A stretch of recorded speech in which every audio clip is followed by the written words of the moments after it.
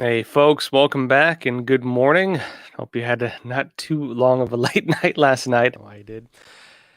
Folks, I want to give a recap on the elections today. I'll be talking about what happened, where things are at currently, what are the problems we're going to be facing going forward, what still needs to be done, because just being frank, we're not going to see the election results probably fully for maybe even like a week or two. Even Biden and his administration have been saying that for a while now. It does currently look like Republicans will take the House by a very slim margin. It looks like they'll have a very slim take of the House. There's some projections they might take the Senate by like one seat, but it's on the fence right now. We'll see. Um, I think generally it was a very sobering election night for Republicans. I think the red tsunami, well, did not appear to happen. Although in Florida, which actually undid a lot of the early mail in ballot stuff and a lot of the things that Democrats are credited with using in underhanded ways, actually did see a red tsunami. Florida, in fact, even Miami-Dade, which is very. I don't think they've voted blue, or sorry, they haven't voted Republican since like 2002 or something like that. And so Florida was pretty telling, given that a lot of people want Ron DeSantis now to run for president. We'll see where that goes. I don't personally think he'll do it, but we'll see.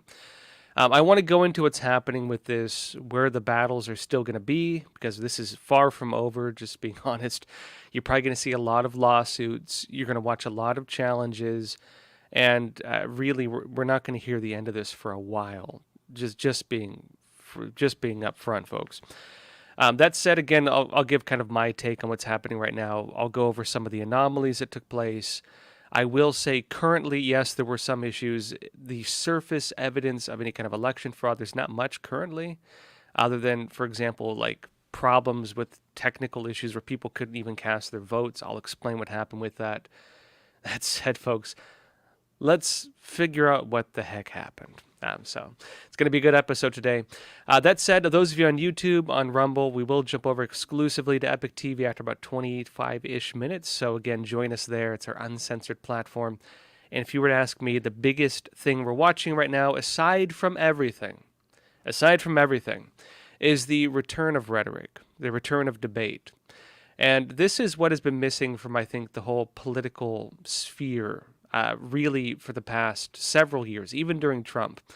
Because if you remember back in 2016, it was they call them alt-right or conservative voices or the new right. There were basically YouTube channels all across the spectrum, like pretty much catering to different categories of young people. And those YouTube channels were mostly conservative-ish. I would say they weren't like Christian conservative per se. You had guys like, you had a lot of people who would be considered a little, I think, kind of extreme, just being honest. People who were not conservative in the traditional sense, but were voting Republican and were making arguments against a lot of the Democrat policies. They were basically winning a lot of the online arguments. The debates were being won by these groups.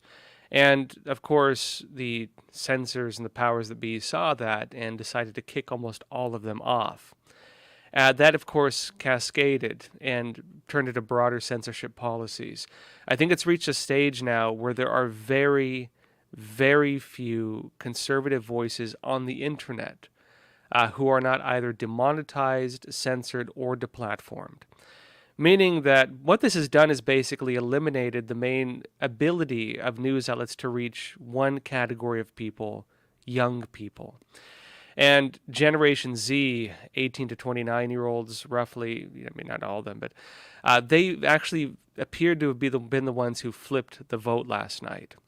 The young people who cannot be exposed, for the most part, to different opinions and ideas unless they really go out of their way to do so. They were the ones who are being currently credited with having kind of made sure the red, I guess, tsunami, if we can call it, that it did not happen. Let me go into some of this.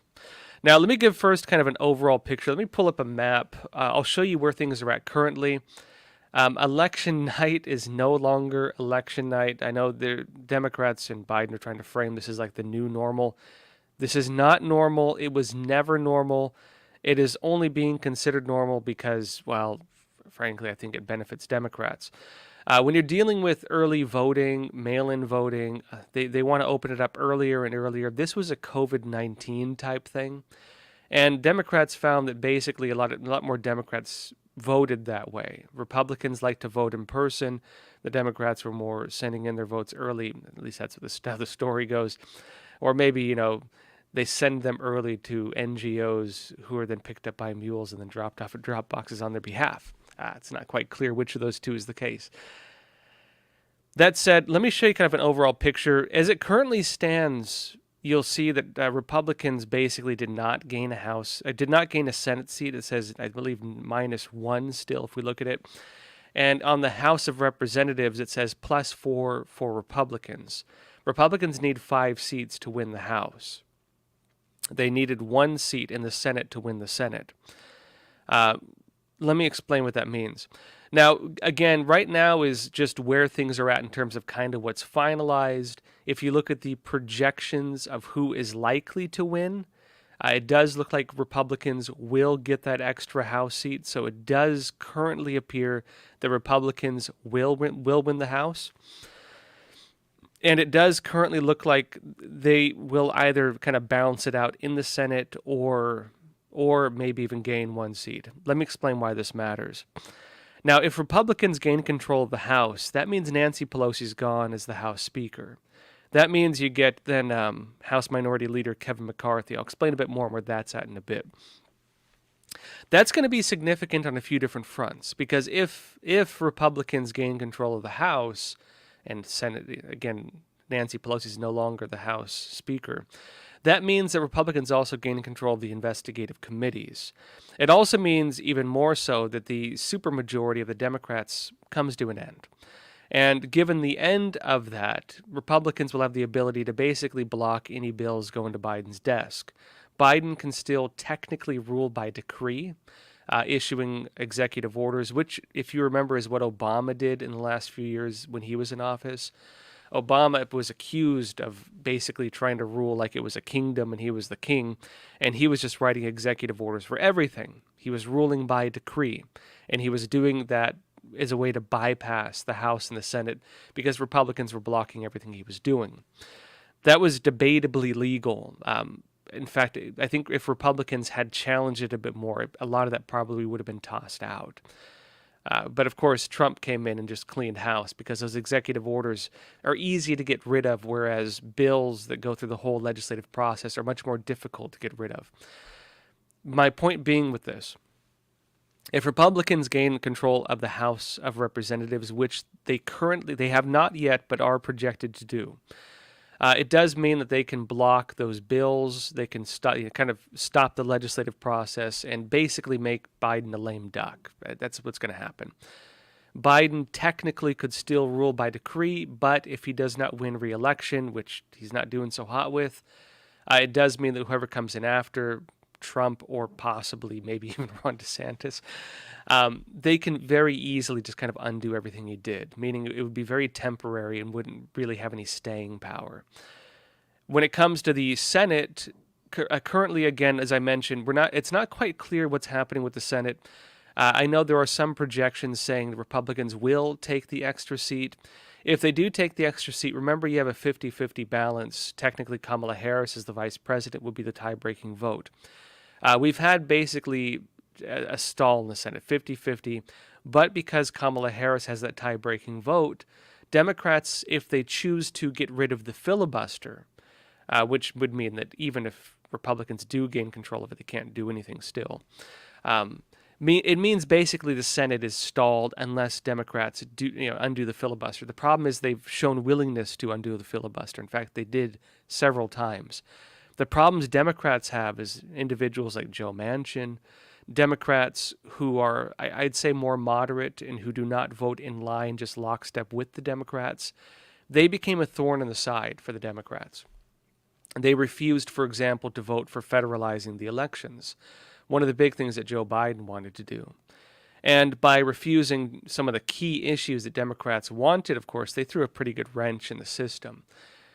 If Democrats do gain that extra seat, it means that a Joe Manchin cannot block them anymore. And so that's actually why the Senate, that one vote, or so that one seat, is going to be really significant.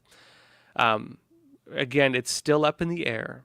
Although I will say again, Republicans are predicted to win one seat in the end. But again, that just means they can block things. It doesn't go any further than that. And having control of the House gives them that same ability if they can retake the House. And so that's kind of where things are at with that. Of course, there were quite a few anomalies. I will say there was not, on the surface, strong evidence of any kind of election fraud, other than systems kind of breaking down and of judges not allowing really remedies to the breaking down of the systems. The biggest one being, of course, in Arizona. I'll explain that in a bit. Where, of course, people went to vote and they were told basically the systems are down. There's been different reports on the exact causes of that. They're saying now, I think, the printers or the scanners. They did fix the problem, but later on, when Republicans sued, the Republican National Committee sued to allow for later voting, and remember, Democrats are the ones all for late voting, a judge actually blocked that. And so people who wanted to cast their votes just could not. And of course, Carrie Lake now, it's not clear whether she's going to win or not. It looks like she might not, actually, although she's not conceding just yet. I'll get more into all of this in just a bit. First, though, folks, we do have a sponsor today. Today's episode is brought to you by American Hartford Gold. Now, again, we'd like to thank our sponsor, American Hartford Gold. As we've been talking about, inflation is going to continue, and actually, Democrats are allegedly going to be passing more trillion-dollar spending bills. We talked about that last night if you watched the live, actually. Even Fed Chair Powell is warning us to brace ourselves, and inflation with the Fed is also very likely going to go up as well. And folks, there is one way to hedge against inflation. American Hartford Gold makes it simple and easy to diversify your savings and retirement accounts with physical gold and silver. With one short phone call, they can have physical gold and silver delivered right to your door or into your IRA or 401k. American Hartford Gold is one of the highest rated firms in the country with an A-plus rating from the BBB and thousands of satisfied clients. If you call them right now, they'll give you up to $2,500 of free silver and a free safe on your first qualifying orders. So don't wait. Call them now. That's 877-260-2764, 877-260-2764, or text Joshua to 65532. Just one more time, that's 877-260-2764, or you can text Joshua to 65532. And again, big thanks out to American Hartford Gold for sponsoring today's episode. Now, back on the House of Representatives. I mentioned that I showed you the election map. Currently, Republicans are slated to, they're estimated, right? They're predicted to win that extra one seat that will give them control of the House. Currently, they still need one seat. I showed you the map. They've gotten 4 right now. They need one more. Kevin McCarthy, House Leader Kevin McCarthy, House Minority Leader Kevin McCarthy, he's a Republican. He's declaring victory already. Nancy Pelosi, however, is not conceding. Nancy Pelosi is going to wait, and she believes, she's been saying, that things may turn in favor of the Democrats. And really, again, the Biden administration, Press Secretary Joe Biden himself, they've been saying that they believe that things are going to, they were saying initially things would look good initially for the Republicans, but as mail-in voting comes in and late and all this other stuff, that it would turn more and more and more towards the Democrats. That's what they said. We did see the anomaly last night where around 3 or 4 a.m., you saw the Biden bump phenomena again, and things did start shifting very much in favor of the Democrats in terms of the way the elections were going. Now, what is the main cause of this? I think we're probably gonna see a lot of lawsuits. One of the big things to note, I mentioned, is that there were a lot of poll watchers in place Trump actually had his, Trump army, 50,000-ish people watching the polls with lawyers on call, where if they saw anything wrong, they were going to call it in and they were going to sue. We will likely not see that for a while still. We'll probably see it pretty soon, just being honest, because they need to challenge the elections quickly. It's just the reality of it. They will need to start making their legal challenges if they believe they have a case. So we will very likely start seeing that. We're not seeing it just yet, at least not in a large scale. So in other words, any kind of evidence that there was fraud, we're gonna have to wait on it. You can say there were technical issues currently, and frankly, there were a lot of weird doings that did, I think, allow for loopholes to take place, which I'll be explaining a bit in a bit. We'll get into all that. Don't worry, folks. One of the big things that's being credited with the the Democrats stopping the red tsunami, though, is actually young voters, Generation Z. Let me show you this. This is Jack Posobiec. He had this on Twitter. And it's an image he's citing, or image of a tweet. It cites a CNN National House exit poll. And if you look at this, really 18 to 29-year-olds are the ones credited with having basically, flipped the election. It was 18, well, not flipped it, but stopped the red tsunami. Let's scroll down to the bottom of that part right there. You can see, again, 18 to 29-year-olds, like the plus 28 there. The Democrat Party was basically the 18 to 29-year-olds based on these exit polls. It was young voters. That was the main difference. Now, I'll go back into saying what I said before. If you watch the episode, again, I was doing late night coverage on the elections last night. If you watch what I said, I'll repeat some of that because, in my opinion, this is what the cause is. How are people being exposed to other viewpoints? Young people, where do they get their news from? Most young people don't read newspapers. I'll tell you that, and I work at a newspaper, so I know we don't have a lot of young subscribers for a newspaper. A lot of them do not read newspapers.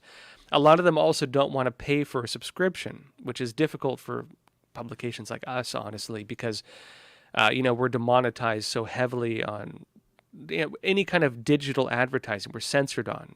We have no way of, and it's not just Epic Times. It's a lot of conservative-ish, media that they don't get advertisers, because of the censorship policies, because anytime you get a hit piece on you from like a New York Times or anything like that, they tend to call your advertisers and they do things to pressure your advertisers to pull their ads. There's a whole system whereby they do that. And the long-term effect of these hit pieces of, again, different, Media Matters type stuff, where they do these profiles on you and then go to your advertisers, the effect of that is that there aren't many online sources of news that give kind of the other side of the picture. And if you take that a step further and look at Twitter was deeply censored. YouTube was deeply censored. And if you understand where young people go for their information, it's YouTube, it's Twitter, it's TikTok. And TikTok, of course, CCP has CCP ties, and it's hard to do anything on there. I can't go on there. We actually tried starting up a channel on there, and it got deleted almost immediately. This is one example. Maybe we could have a contest one day where I can see how quickly I can get banned from TikTok. It's not something that's going to work for us. YouTube, of course, I'm technically on YouTube, and frankly, if you remember the way the channel was going, I mean, Crossroads skyrocketed on YouTube. It was incredible to watch. At the height of the channel, leading up to January 6th, we were getting about 100,000 subscribers a month. The trajectory of growth for Crossroads was almost vertical. It was a slow beginning, and then once it started catching on, it was like just vertical. It was incredible. And it went from that almost vertical growth to nothing, just stalled. And of course, that it was on January 6th where they just cut it off. They killed all of our they stopped advertising. All of our ad revenue died. they froze the channel. It looked like there were really no subscribers coming in, and to go on that kind of trajectory where it's like 100,000 a month to like zero, it doesn't work like that. That's not the way anything naturally works. But what happened to Crossroads, I'm using as an example because, I mean, when it happens to you, it just becomes a lot more obvious, I think. What happened to a lot of people, if you think back, all of you, I mean, how many people did you watch on YouTube who got kicked off or censored? Like, think about it. Like, how many channels can you personally think of that got censored? How many people did you know on Twitter who got censored in some way? Were you part of a Facebook group that maybe got canceled or censored? And frankly, can you even post on there and get the same kind of, I think, audience and reaction as you used to? Right? I think almost everybody has had some experience with this. Understand that when you're talking about young people, their main sources of information are these platforms. And where are they going to go to be exposed to other voices? Where are they going to go to be exposed to other ideas? Well, they're not going to probably go to their parents because, they have this. I mean, I was guilty of it when I was like 18 and to, 21 maybe, where, I thought I knew better than everybody. I didn't want to listen to adults. I think a lot of young people go through that. And if they're not going through, if they're going through that stage, and I think frankly with the way the world is these days where you have kind of this endless just youth where people never really fully grow up, it's Peter Pan syndrome. A lot of them just never end that stage of their life, unfortunately. Now, given that, where does their information come from? It comes from their peers.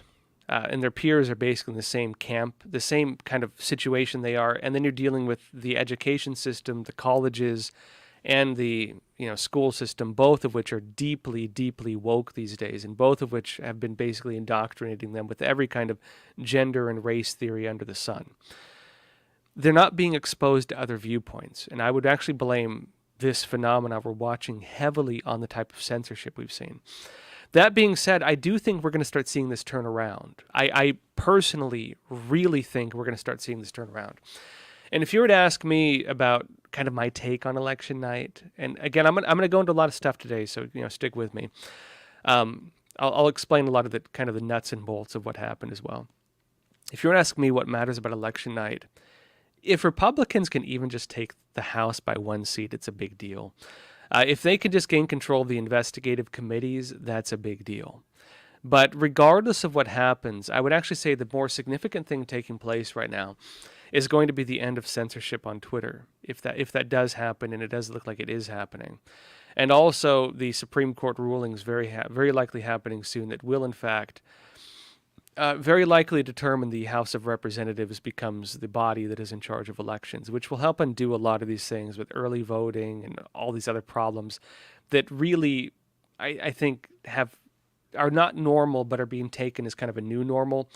And if you look at the phenomena that just took place in Florida, where Florida did see a red tsunami, and they saw a red tsunami in places that do not normally vote red. This is credited to like Latin American voters who are, switching, really flipping parties. They're turning conservative. They're turning Republican. I'd say they're always conservative, but they're turning Republican.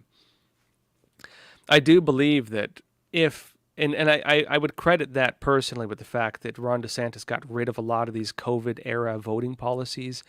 Ron DeSantis got rid of a lot of that. And so they did not have these types of policies that open the doors for the types of weird phenomena and weird anomalies that took place in 2020.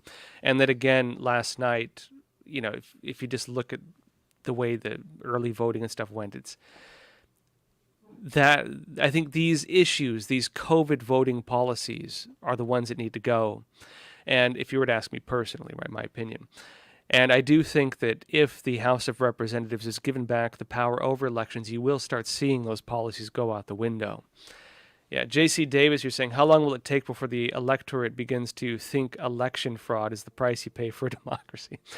I think they already might. I think they already might. The irony of democracy, first of all, we're not a democracy. We're a constitutional republic. you could say again, a republic is what you call representative democracy, where you elect representatives to engage in the democratic process. But this whole will of the people, it's what the people want type thing. That is typically just the Trojan horse of socialist narratives, going back to the founding fathers. And you can read George Washington's letters on why he really disliked democracy. They were very much against democracy. Anyways, back to the point. The corporate media right now, if you look at what they're saying and have been saying, they've been playing off Biden's statements that basically the elections will not be known for a few days. And let me just show you some of this, because they're actually now saying weeks. They're saying weeks now, not even days. Remember where this kind of started? Joe Biden gave his speech and he said, elections are not, this is the new normal, essentially, not the exact words, but this is the new normal. Elections are not necessarily decided on election day. It could take days to figure out who the winners are, blah, blah, blah. The press secretary came out and echoed what he said. And then the corporate media began coming out and echoing what they're saying. Let me show you one example of this. ABC News is saying this. It says early election night results might not indicate final tallies, and why that's okay. Okay for them, maybe. I'm not okay with it. I don't think it's normal. But they say as early election day results come in on Tuesday, it will likely appear that a Republican candidates vying for any number of the federal or statewide races appear to be leading their Democrat opponents, even by large margins. Their leads will dwindle or crumple completely after perceived dumps of votes are recorded by state election officials who count mail-in and absentee ballot in the days or even weeks following Election Day. And go figure, the one state, Florida, that made sure that the large-scale mail-in ballots, absentee ballots, and other things that, again, were COVID-era policies did not happen again. That's the one place where you saw the red tsunami. Now, that being said, a few more points. I want to go into kind of some nuts and bolts. Kari Lake is not conceding. Based on current data, she's not winning either. But you are going to see, I think, lawsuits from her camp. I don't think she's announced anything official on that yet, but I do think it's almost inevitable, and let me explain why. Basically, the problem you had in Arizona was people went to vote and they found out they couldn't. This was cited to tabulation issues. It was later cited to scanner issues, later cited to printer issues. There needs to be some investigations on exactly what happened, but basically people went to cast their votes and they couldn't vote. Or at least, they could technically put their ballot, they could submit their ballot for, adjudication later that night, meaning the ballots would be manually reviewed. A lot of them didn't want to do that. In fact, Donald Trump even posted a video urging people not to do that because there's a concern that the people counting the votes will count them how they want to count them, not count them based on what the votes actually say. That's the concern people have. Now, given that process, people stayed in line and they waited. And some of them decided to come back later because they were waiting too long. They were basically waiting for the problems to be solved. They did eventually fix the problems, but by that time it was too late to vote in some areas. You did have, what happened then is you had the Republican National Committee, the RNC, actually sued to extend the voting, not by like days, which again Democrats did previously in other areas, by like several days. They sued not for days, but for just hours, allowing people to come back who were not able to vote that day to come back and cast their votes. And what happened? A Democrat judge, blocked it. And so people were not able to fully cast their votes. That's what happened in Arizona. Now, did that cause enough of an upset or a hiccup to make it so people make it so basically Kari Lake lost? I mean, was that enough to do that? It's unclear. Keep in mind that one of the issues you deal with is, I think, let's say, the irony you're getting at here is one of the main narratives Biden and Democrats have been pushing is election deniers discouraging people from going out to vote. If people were reading online that if they wanted to go vote, they'd have to wait in this huge, long, Disneyland line, and there were problems with it, and they'd have to basically stay there. If you have a job, you can't do that.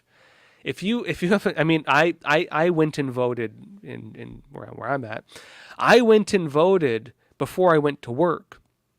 I could not have waited several hours to cast my votes and still did my show. I would not have had the option. And then after work, I had to do my second show, which was the late night thing. Had I been in Arizona, I would not have been able to vote. In other words, based on my work schedule, unless I called in sick and told you guys, hey, I can't show up, unless I did that. And I'm sure a lot of other people had that. It's a lot of people, especially, people who work just normal jobs. I mean, they can't just call in and get a replacement. It just doesn't work like that. And, Democrats who talk about interfering with votes and voter confidence and these types of things, allowing that to happen and not allowing the vote to be extended does, I think, violate the basic ability of people being able to vote. And if you want to talk about discouraging voters and damaging the ability, blocking voters from going and casting their votes, I think that, frankly, there being actual issues that prevented people from voting is a very valid reason to allow, the time to be extended. One of the few exceptions I would actually say is there. And Democrats have done it with less. Now, given that situation, Kari Lake is not conceding. We showed her speech last night where she talked about it. She's not conceding. Given that, though, frankly, we'll see how the votes come in, and it could go either way. Still, she's pretty far behind. It does not currently look like she will get it. Let's just be honest. But I think you will see lawsuits. At the very least, she has a very strong case to file a lawsuit. And if they do, I mean, we'll see the way the courts go. But I think she does have a strong case for it. I do think this is going to be something that's not going to end anytime soon. You're going to see probably long-term challenges to the elections legally. And Arizona is going to be one of the big areas for that. Another area would be Pennsylvania. Let me show you what happened there. Now, basically, Fetterman, I know people said he had a stroke, and they say he's like partially disabled, and he can't form proper sentences because of that. Look, folks, my take on that, they tried to impeach Trump, the president of the United States, because they said he was mentally unfit. But if you point out that Fetterman can barely form a proper sentence, they say you're being mean to him. It's stupid political rhetoric. If you're going to run for office, you better be able to hold your ground, and you better be mentally sound. And the Democrats have shown their willingness to impeach people if it's similar things are on the other side.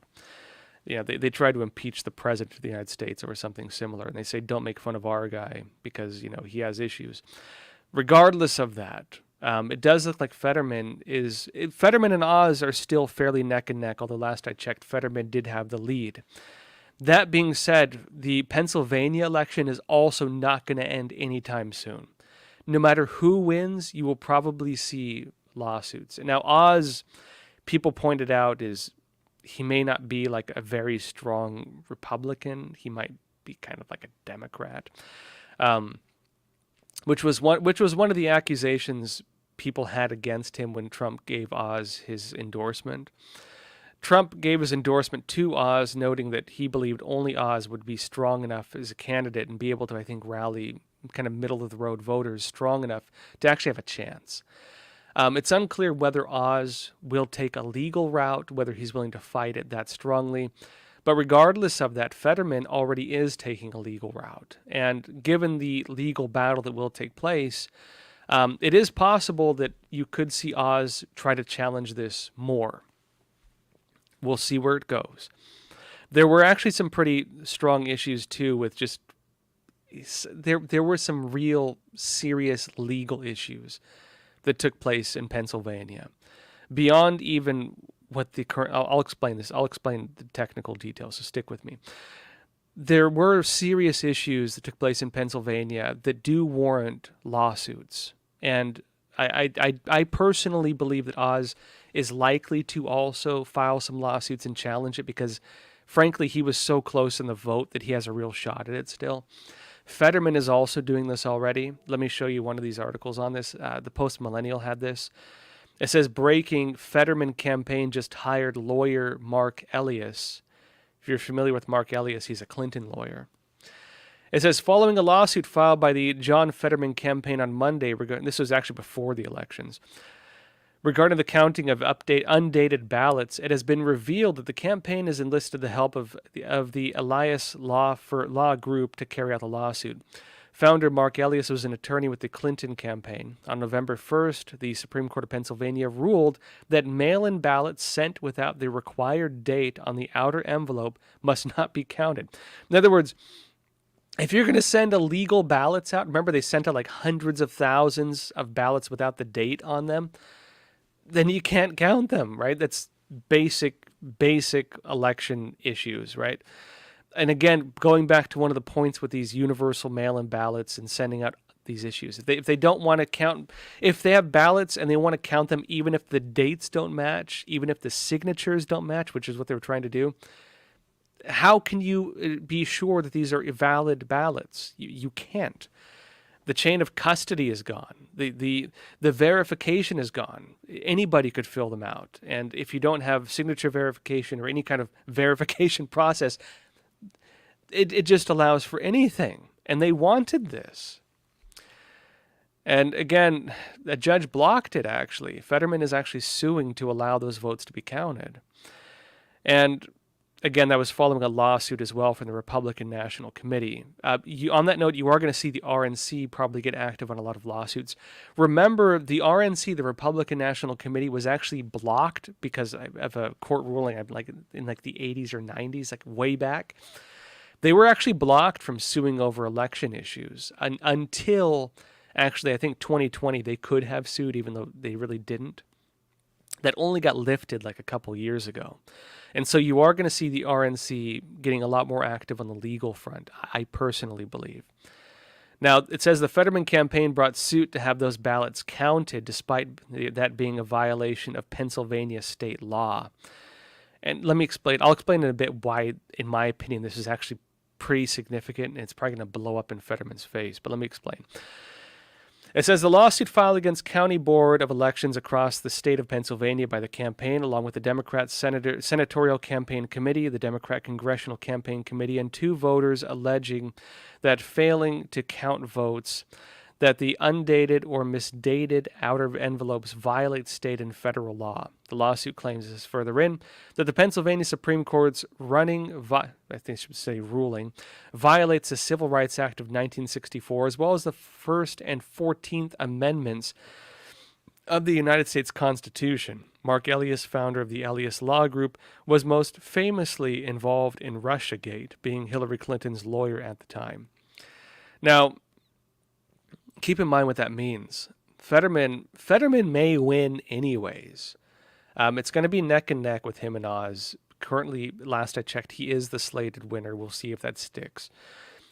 If he's suing over being able to count undated ballots that does in fact violate Pennsylvania law, he's basically suing over something he may have already won. And he's suing on grounds, constitutional grounds, that will very likely have to go to the Supreme Court. And the Supreme Court, in my opinion, is very unlikely to rule in their favor. What they're going to end up doing if they stick with this lawsuit, and if it does go to the Supreme Court, which I think it actually has a strong chance to, although that could take again several years. If it does go to the Supreme Court, this is going to make a Supreme Court ruling on undated and unverifiable mail-in ballots. The whole backbone, I think, of the new Democrat road to victory, these universal mail-in ballots, early voting, these types of things, that could get thrown in the shredder, essentially, if Fetterman's lawsuit sticks. He's risking that whole system through this lawsuit. I personally have... I don't know. Maybe it'll happen, but I wonder if they're going to actually stick and keep trying to do this, especially if he does end up winning. But I think Dr. Oz actually has a strong chance, too, of filing his own lawsuits on that. The other point, too, is they're challenging something that is technically illegal under Pennsylvania law, meaning Pennsylvania did have the legal right to do that. And tossing that to the courts, again, is going to will result in a ruling based, again, on what we've been discussing, which is it the states in charge of the elections or is it the federal government? And if it's the states in charge of the elections, which area of the state specifically? The Supreme Court is very likely going to rule on that anyway. The Supreme Court is very likely going to rule on this. And as I've said repeatedly, they're signaling that it's going to be the state legislatures. They're going to be deemed as the authorities of the elections and of election laws, not the federal government, not the governors, not the courts, not whoever else. State legislatures. And the state legislatures are overwhelmingly conservative. It's not going to serve their interest. I see this having a bigger impact come 2024, although this could actually overturn some elections if there are legal challenges and depending on how these play out. Also in Pennsylvania, let me show you this. Apparently, folks, you don't even need to be alive to win in Pennsylvania because a Pennsylvania state representative was reelected. He's a Democrat, and he's not alive. He is in fact dead, but he won. Let me show you. It says, and I'll explain why this matters as well. And again, I shouldn't laugh. It's condolences to him and his family, of course. It says a Pennsylvania state representative who died last month was reelected during the midterm elections, reports say. Democrat Anthony Tony DeLuca died on October 9th after a brief battle with lymphoma, a disease he twice previously beat. He was 85 years old. The Pennsylvania House Democrat Caucus wrote that, and it says DeLuca was Pennsylvania's longest-serving state representative, according to the Pittsburgh Post-Gazette. Further in, it states DeLuca's opponent, Green Party challenger Cunya Zara Livingston, meaning even if he did lose despite not being alive, it wouldn't have gone to a Republican. It would have gone to the Green Party. It says she reportedly ran on a decidedly left-wing platform, putting her three main priorities on her website as environmental justice, ending the war on drugs, and reducing gun violence. Now, why does that matter?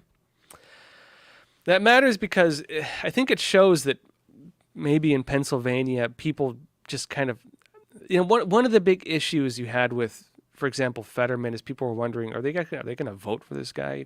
He wasn't good at speaking. In fact, he had a lot of very funny hiccups, like saying that I think he declared that he was against Roe v. Wade, even though it looked like he meant to say that he's against the overturning of Roe v. Wade.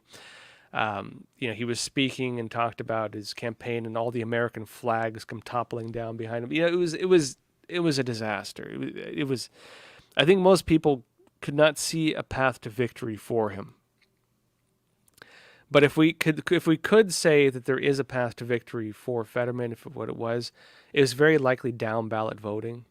That people voted by party lines is I think the reality of it. I mean, it's what I technically do. I'm going to, just generally speaking, unless I know there's a real serious issue, a lot of people just vote party line. And it's going to be, they're not going to care if it's an individual or whoever who they don't like. They're going to vote for the party.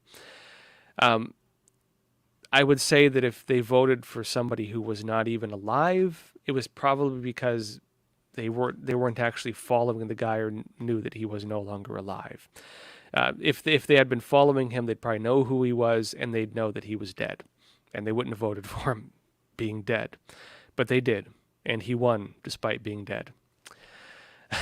Anyways, let me show you a few other things. In Detroit, you had some pretty serious issues, and I'll get into some of the deeper technical issues as well in just a bit. But stick with me because I want to kind of lay out exactly what happened last night. In Detroit, there were voters who said that they went to vote and they were told they'd already voted. Again, this raises the issue of early voting and mail-in voting. And early voting and mail-in voting, I think, is frankly aside from the young voters, really the main thorn in the side of Republicans right now, because that was what flipped everything, it seems, between the two. Let me just play this video and you can hear this guy saying, basically, again, they said they went to vote and were told they already voted. Let me show you this. I'll play it. Well, I'm here at Nolan School here in Detroit. They're voting. There you go. We did get a little problem. Some people who did vote here say they were, when they showed up to vote in person, that they had already voted absentee. Not the case. Election officials in Detroit, they're aware of the problem. They are encouraging officials to use the hard copy voter list, not the electronic lists. And they say that anyone who shows up will be allowed to vote. Polls close 8 o'clock all through the state. Yeah, there you go. Well, I want to emphasize that, this is just what someone's saying. I cannot verify this currently. It's too early to say what exactly happened. We'll see. I do think we're going to see a lot of lawsuits come out of this. Again, we haven't really seen the wave of lawsuits start yet. But remember that the poll watchers Trump put into place, the people who were, again, having their lawyers on call, a lot of that system was there to report things immediately, send it to lawyers, and to sue quickly. RNC, the Republican National Committee, they've had a few lawsuits. The Trump team, the whole system he has, is very likely going to have a lot of lawsuits. And you could see a lot of campaigns and, just in general, also filing their own lawsuits and using very likely the evidence collected from the other folks.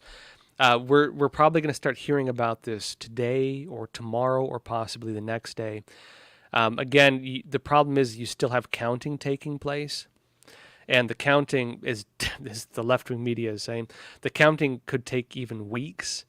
Until the counting is done, you're not going to, until the counting is done, you're probably not going to see the lawsuits really start up. So we have to wait till the counting is finished before that stage starts. I do personally believe we will see a lot of lawsuits.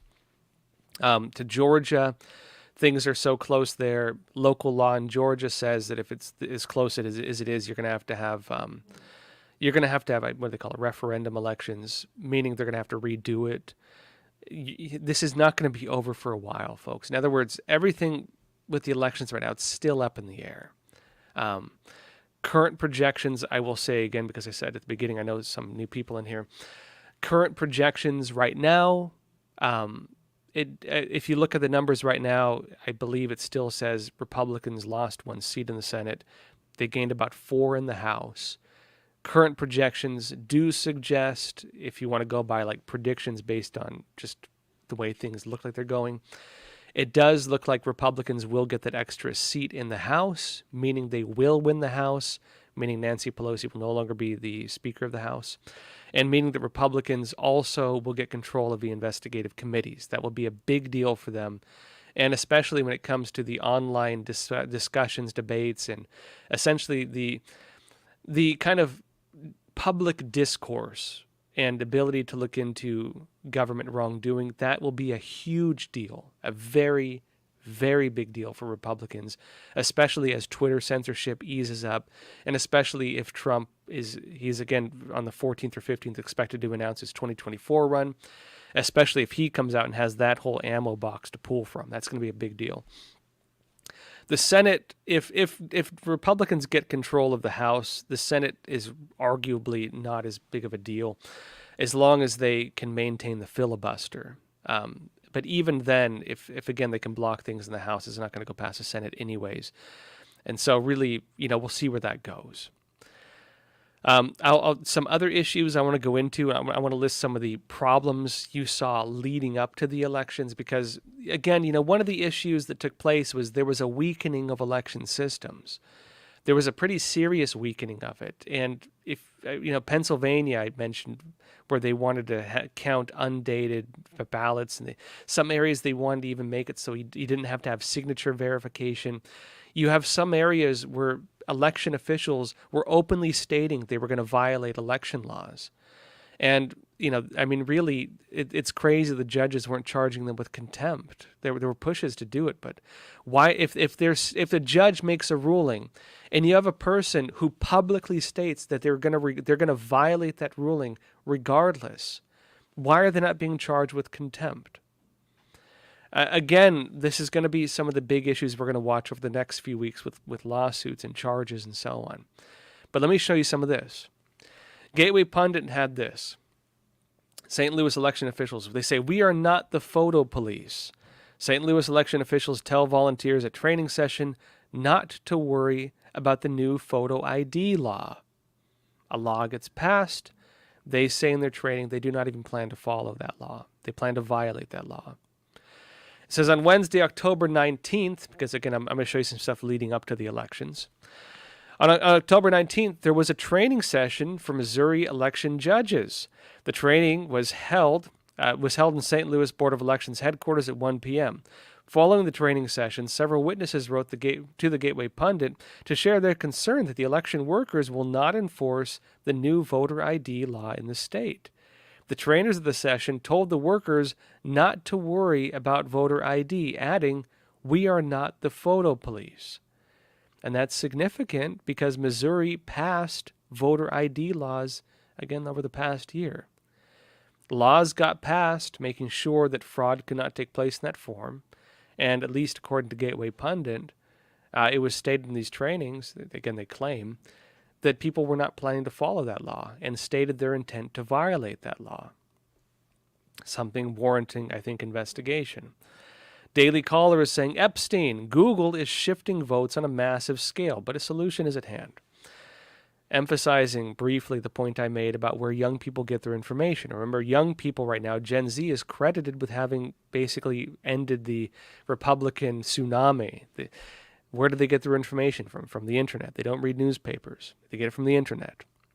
It says, my research team, and again, this is Epstein saying this, so this is in his words. He says, my research team is currently monitoring online political content being sent to voters in swing states through more than 2,500 computers owned by a politically diverse group of registered voters, our field agents. And we are concerned about what we're seeing. We are aggregating and analyzing search results on the Google and Bing search engines. Oh, you know what? Let me jump over to Epic TV. I forgot to jump over. I'm getting carried away. Folks, again, when it comes to election stuff, it's always sensitive. But come join us in Epic TV. I'll finish up the episode there. I do an hour and a half, we're only 40 minutes in, so still a lot left. And our Q&A, so make sure you come join us. Before I jump over, let me show you a quick trailer, and then I'll talk about what's happening with Google and so on. Facts Matter, Roman Balmakov, he had a great interview with Trevor Loudon talking about the agenda of open borders. A lot of you have asked, why do they want open borders? According to Trevor Loudon, that's about granting illegal aliens the right to vote, which you do see happening in Washington, D.C., California, and New York. They say this is the agenda. Let me show you this video, then we'll jump over to Epic TV. With the midterm elections coming up so very soon, in fact, they are quite literally tomorrow, everyone, understandably, is focused on them. However, there's something I'd like to discuss today that's a bit more fundamental, something that will actually affect us not just this year, not for the next several years, but rather it'll affect our elections for decades to come. So in order for me to set the stage for you, I want to rewind the clock by 4 years. And it was around that time when I watched an interview that was conducted by our reporter who works at the U.S. southern border, and she was interviewing a man by the name of Trevor Loudon, who was explaining what was, in his opinion, the deeper reasons for why exactly the Democrats were attempting to block this appropriation, which would stymie the flow of illegal aliens. His main argument was that these migrants, once in the U.S., would invariably and overwhelmingly vote for the Democratic Party, and therefore it would cement for them sort of a perpetual margin of victory that would last for generations. It's actually a pretty important video. I've talked to Trevor about it before as well, and he backs it up pretty strongly with just data and facts. It's very interesting. It's worth watching. That said, folks, let's jump over to Epic TV. I want to go into what happened with Google and the way that they're being accused of having shifted votes. I'll show you that in a bit. That said, I'll see you on Epic TV. Let's jump over now. Yeah, and, Gina Mikhalik, you're saying Bailey, yes, and listen to Charlie Kirk now, too. You said, but I never hear the Republican Party